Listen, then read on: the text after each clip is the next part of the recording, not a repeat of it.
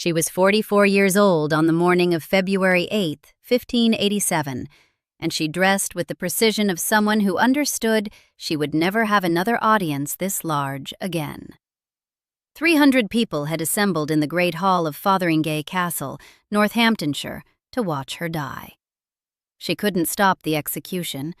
She couldn't unsign the death warrant Elizabeth I had authorized 7 days earlier. But she had spent the previous night preparing every detail of what those 300 people would see. Starting from the outside in. The outer gown was black satin, painted, a surface finish that gave it a lacquered, almost reflective quality, with a long train and sleeves reaching the floor. Down the front, acorn-shaped buttons of jet and pearl.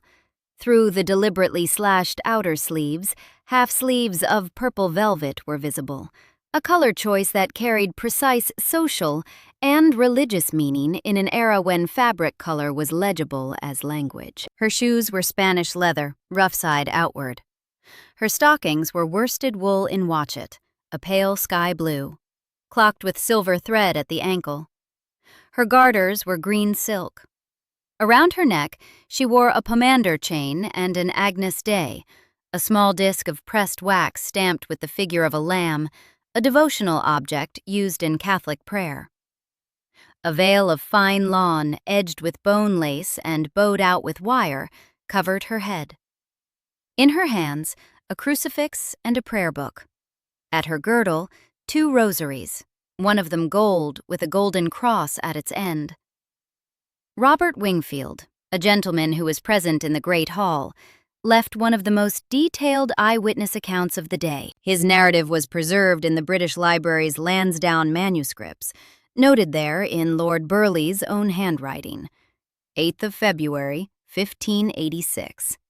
The manner of the Queen of Scots' death at Fotheringhay, written by Robert Y. The date in that notation reflects the Julian calendar then used in England.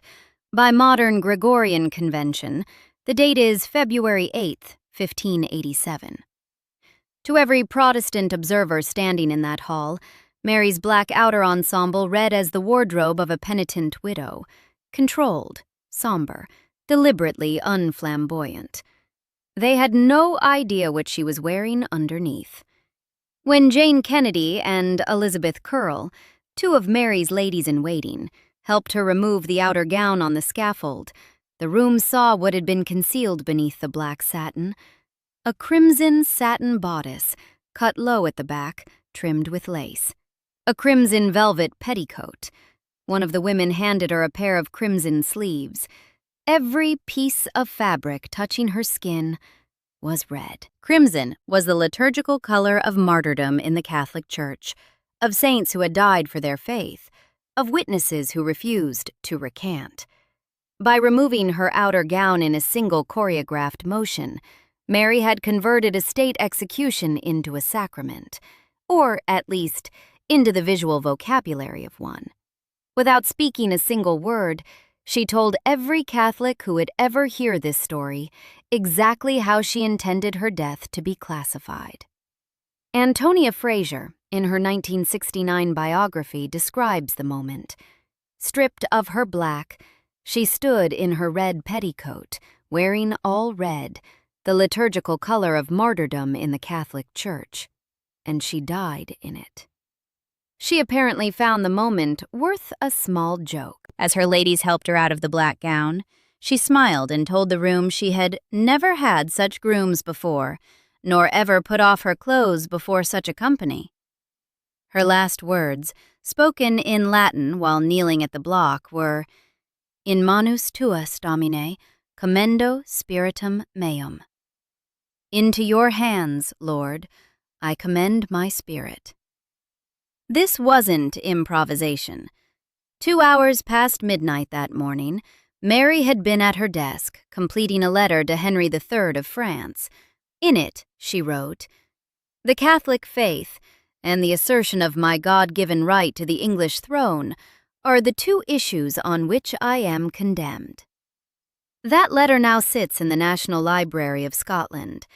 Before writing it, She had spent hours distributing her jewelry, her purses, and her clothing among the women of her household. The outfit she would wear in a few hours was already chosen.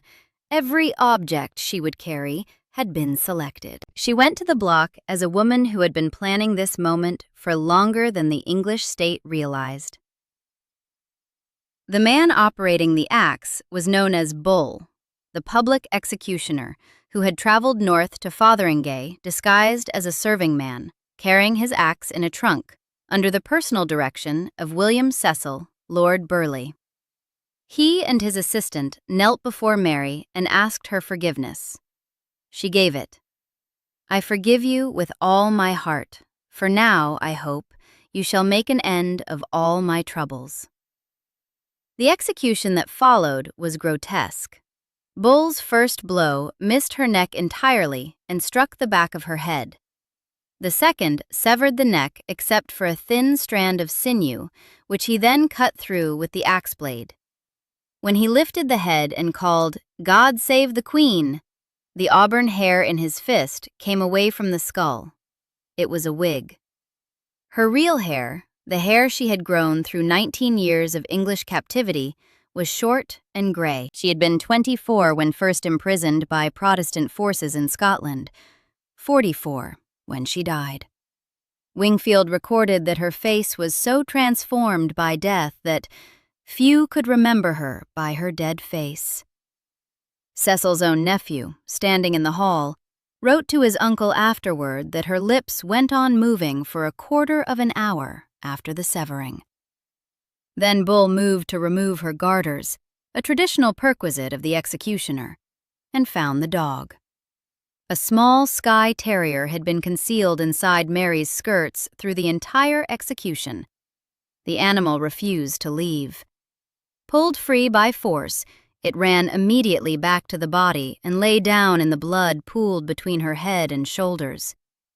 Wingfield's account is direct about it. The dog was imbrued with her blood and couldn't be gotten forth but by force, yet afterward wouldn't depart from the dead corpse. It had to be carried away and washed before it would stop trying to return. The executioners were dismissed with cash and strict instructions. They were to leave Fotheringhay without a single item that had belonged to her. The English authorities in that hall understood immediately what had gone wrong. They had executed a Catholic queen on Protestant legal grounds, and she had turned the event into theater. The fear driving the response was theologically specific. Catholic veneration of relics wasn't a vague cultural concern in 1587. It was a living practice, maintained across Europe and kept alive in secret by England's Catholic recusant community. A fragment of cloth worn by someone the Church recognized as a martyr was, in that framework, a sacred object with intercessory power. Protestant England had spent 50 years dismantling exactly that tradition, closing shrines, destroying reliquaries, dispersing the bones of medieval saints. Mary Stuart wasn't going to manufacture a fresh supply of holy material from a scaffold in Northamptonshire. The orders went out before her body was cold. Everything was to be burned. The clothing, the wooden block, anything touched by her blood, into the fireplace in the Great Hall. Wingfield's account confirms it directly. All things else were that had any blood was either burned or washed clean. The jet and pearl buttons went into the fire, the watchet stockings clocked with silver, the green garters, the purple velvet sleeves, the crimson bodice and petticoat that had made 300 witnesses go silent. The executioners were paid and dismissed without a button between them. Her body was embalmed, sealed in a lead coffin, and left at Fotheringhay until July 1587, when she was given a Protestant burial at Peterborough Cathedral. Her heart and internal organs, removed during embalming, were buried secretly within the castle walls rather than risk them entering circulation as relics. In 1612, her son James VI and I had her exhumed and reinterred in Westminster Abbey, in a chapel directly opposite the tomb of Elizabeth I. Even in death, she remained politically inconvenient. The state had done everything it could reach. What it couldn't reach was what Mary had already given away. On the night of February 7, 1587, Mary distributed her possessions systematically among the women who served her. Jane Kennedy received items, Elizabeth Curll received items.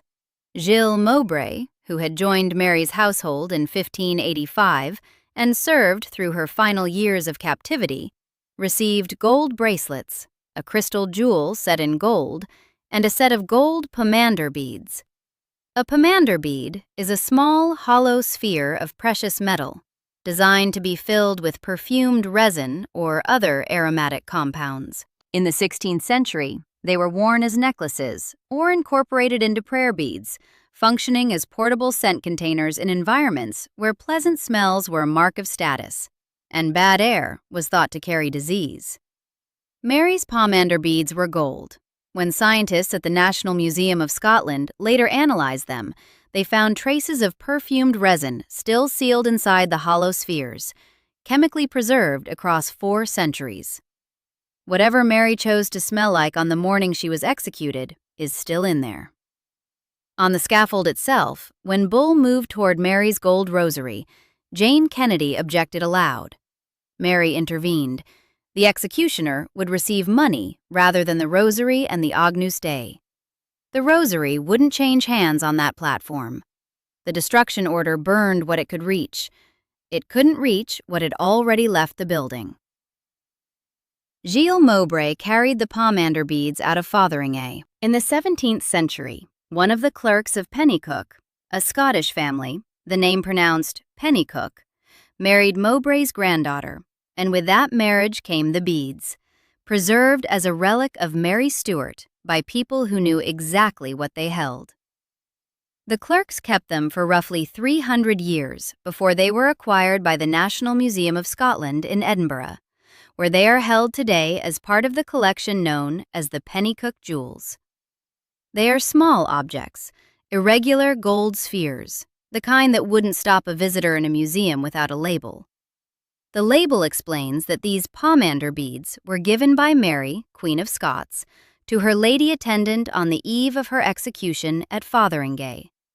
That Jane Kennedy had just blindfolded their owner with a white veil embroidered in gold when the axe was readied 12 feet away.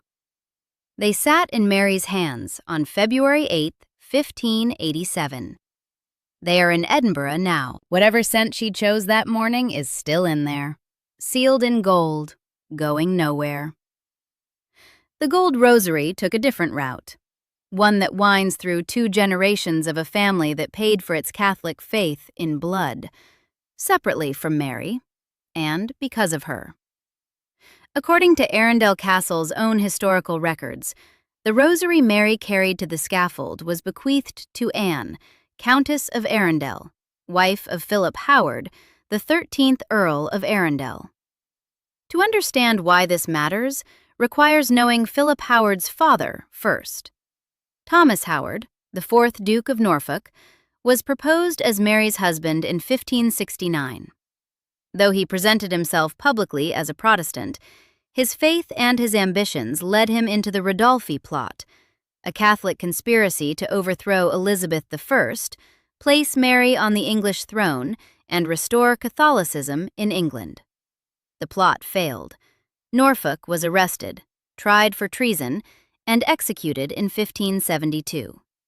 He died on a scaffold in part because of his connection to Mary Stuart. His son Philip inherited neither the title nor the freedom, but he kept the faith.